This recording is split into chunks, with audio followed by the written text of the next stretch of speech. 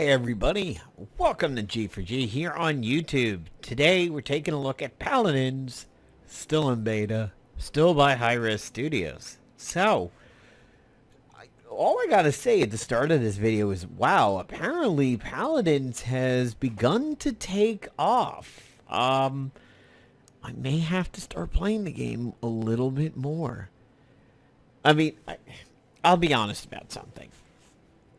For my backstory when it comes to FPSs, I was a big FPSer in the late 90s and the early 2000s. I was competitive UT99 player and 2K4, a little bit 2K3, which is considered the game that never was. Like, Epic wants to forget that 2K3 ever happened, but I was on a lot of ladders for UT99 and 2K4, Proving Grounds, OGL, IGL. I mean, it was TWL.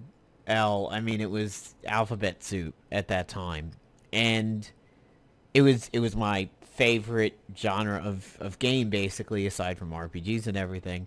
And then WoW came around, and WoW eventually started off as this, like, little puny pipsqueak inside my head that was just getting beat down by the jock FPSer, and then it kept growing stronger and stronger until eventually the WoW guy was like this big muscle-bound Arnold Schwarzenegger when it came to the games that I wanted to play, and the FPSer inside me was just like, it was like a kitten.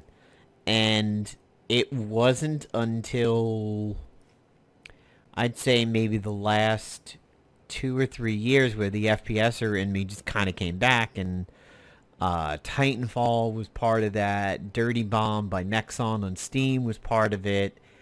Not so much the new UT Alpha, which I really should get into considering my heritage with UT, but Overwatch really just brought it back. And yeah, a little bit Battleborn.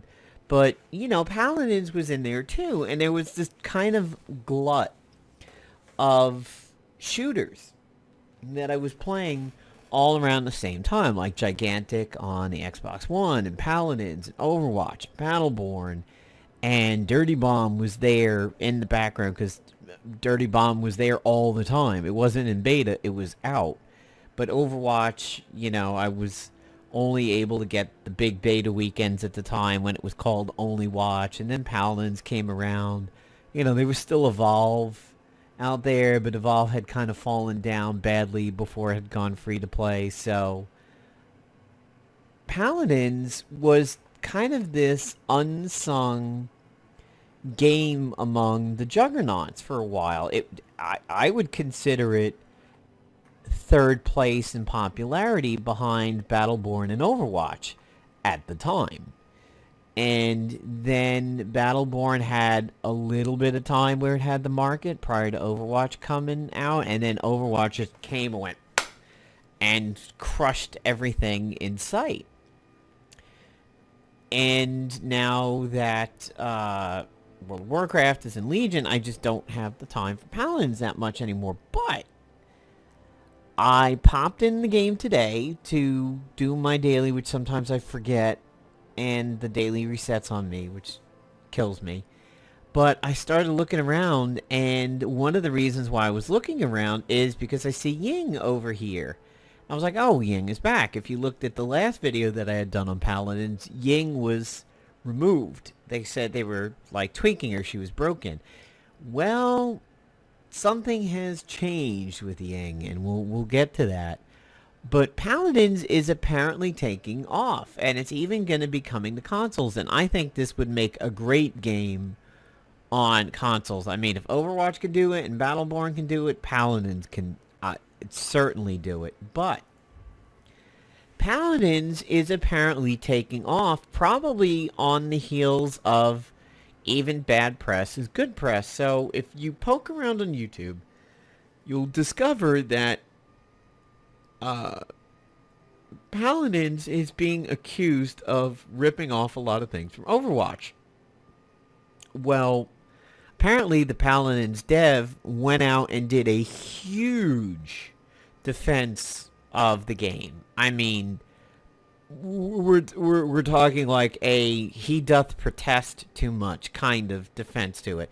Not that he did. As far as I know, he did a very good job with it. I actually have to spend more time looking at it, but from what I've seen of some people covering it, he popped out and was like, no, we didn't. Look at this, look at that. This is... The thing is, what a lot of people don't know, because Paladins was so under the radar, is that Paladins was coexisting with Battleborn and with Overwatch all during their beta periods. The thing is, Paladins beta was a little bit more open. It was a little easier to get into. And I only had like the Battleborn and the Overwatch weekends, but I was part of Paladins the whole way through. I mean, I cannot begin to tell you the litany of changes this game has gone through since it first started, from the cards to the map modes and everything like that, to the heroes, to what they do, to how they're classified.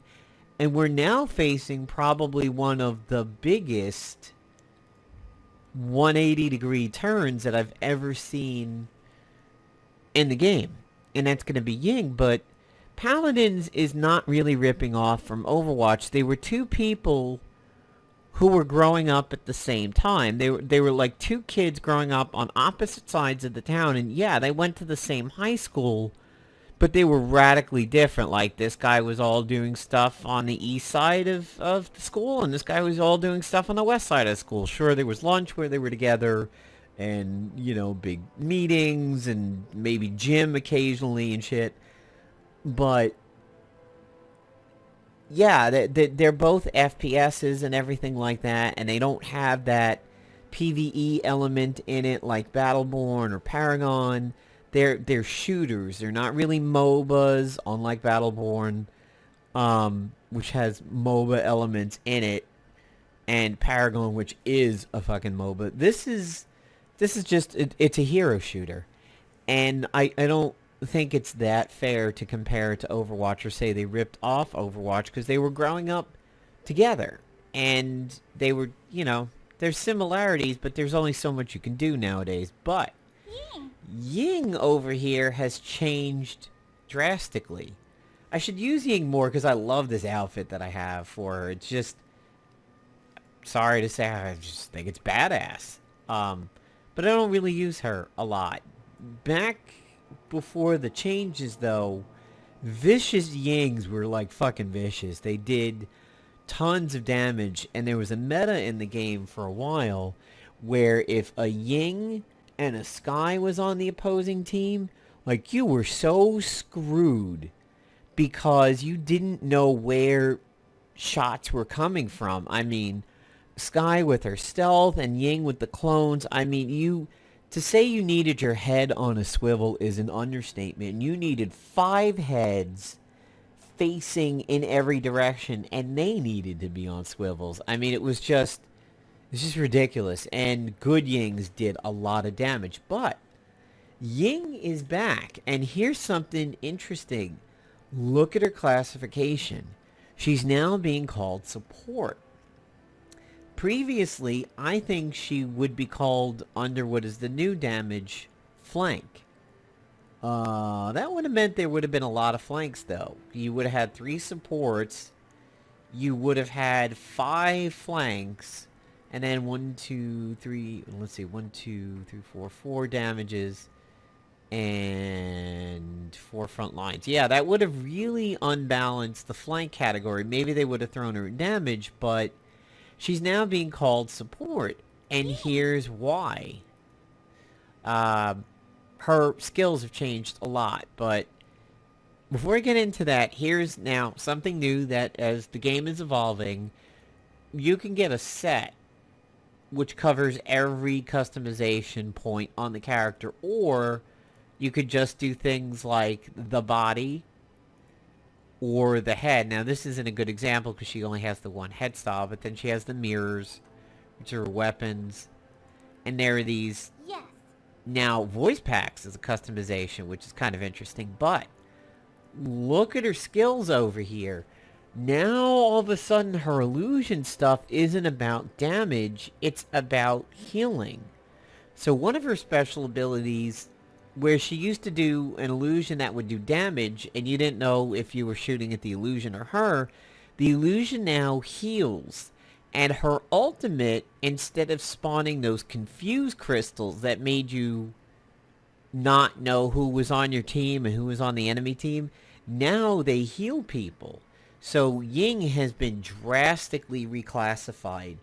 And as somebody who hated the Ying Sky meta so much, in a way, I'm kind of happy to see that. I'm happy to see that she's back, and I'm happy to see that she's changed, because hopefully that buries that Ying and Sky meta there. But let's take a look at what is new about Loadout. So you have a set, and she doesn't have a set here, but she can change our body. And this is one of the ones that I have unlocked from the old system.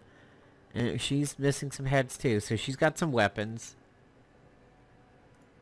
And looks like she's got a voice pack too. Now, the biggest thing on this one is Evie. This patch is really focusing on like a lot of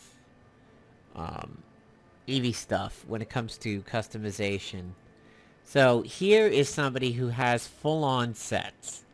They changed the weapon, they changed the head, they changed the body, and this is her new big outfit. A rare skin called the Troublemaker. So, I mean, she's really changed. She gets the guitar mount instead of what is supposed to be like the witch's broom. And I mean, you could break it down and piecemeal it. You can keep the original hair and just change it to the Troublemaker body. Honestly, I mean, those two seem to combine pretty well. Or, you know, keep the body the same and change the hair. So, I mean, that's a really cool amount of customization. You don't see that too much. And here are the weapons, and as always, you know, some are available through gold, some are crystals only. And then you have these new things called voice packs. Falling back. Attack. So, they don't always sound tremendously different, and sometimes when you first click on them, they may need to load up a bit. Kind of what I'm not too sure of is what is so different between the classics and, like, classic default is compared to Evie default. I don't know what the difference is, because you can't play anything for the originals. And does that mean that you don't emote unless you buy one? Like, here it says, okay, I own this, and it's checked. This is the TF2 tie-in right here. Help the middle! I'll defend left flank. So, I mean, there are some voices like him. He sounds very BBorn-ish as a default, and then it smooths out into a more standard English Defend. speech accent on that one. But yeah, I mean, the game just continues to get a little bit more and more refined. And let's take a look at the patch notes over here. I definitely had to take a look at it, because when I saw Ying was back and they classified her as support, here we go. Now, I hope they don't screw people, though.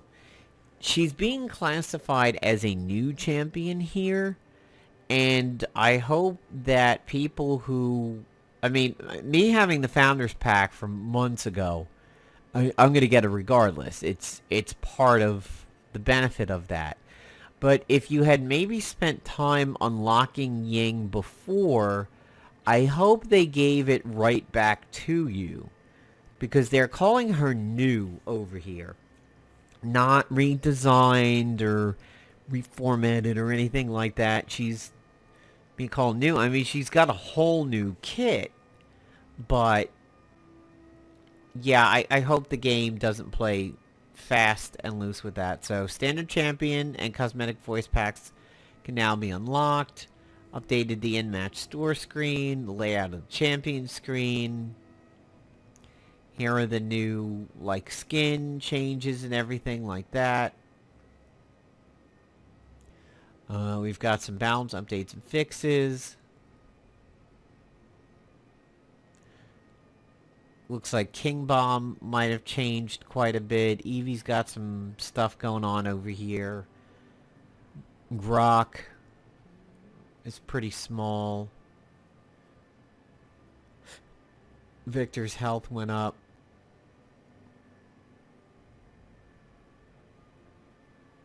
They're saying Bomb Kings, everybody seems to be kind of happy about. Bomb King, let's see. They revamped her again due to the complaint from me and some other dudes about her being a full healer.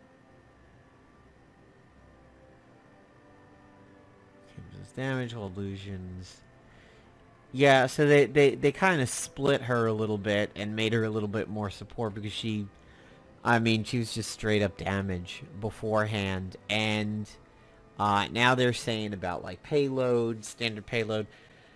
Once again, their goddamn settings changed. I was looking at a hero and it was Ying. I was looking at her abilities over here and it was reflecting the defaults. Like, oh my, I don't know what it is about hi-rez, but so many of the patches for this game, and almost a guarantee when it comes to big patches for the game, they just constantly reset the keybinds. And even some of what I had equipped as a default over here, like I had this equipped for Groot, even though I never used Grover Groot, and it had it back to default.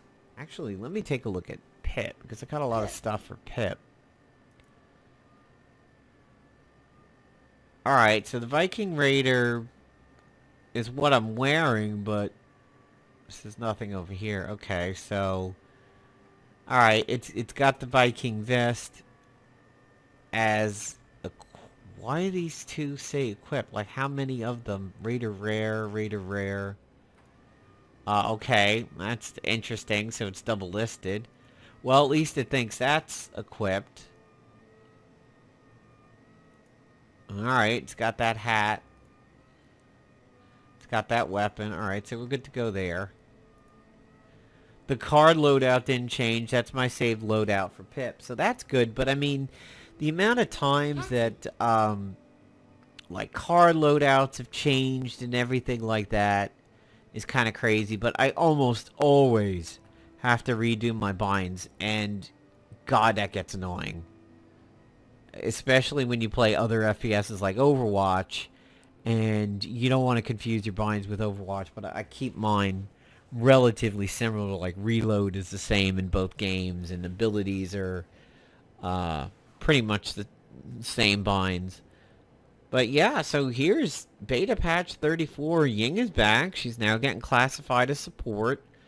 I'm going to start giving the game a little bit more of a try in the next few weeks over here, and see if there's any good videos to generate from it. I've just kind of let Paladins go in favor of a lot of other Blizzard games. I mean, Legion takes up the majority of my time now, but when I'm not in Legion, it's been mostly Overwatch and Heroes of the Storm. And I don't come back to Paladins that much anymore. And part of it is I get into Paladins so late at night, I kind of think there's not going to be anybody around playing. But I'm seeing around the net and on YouTube that Paladin's popularity has really taken off. So might be worth it checking this game out a little bit again. So yeah, if you haven't already done so, try picking it up on Steam and see what you think about it. Peace out, everybody.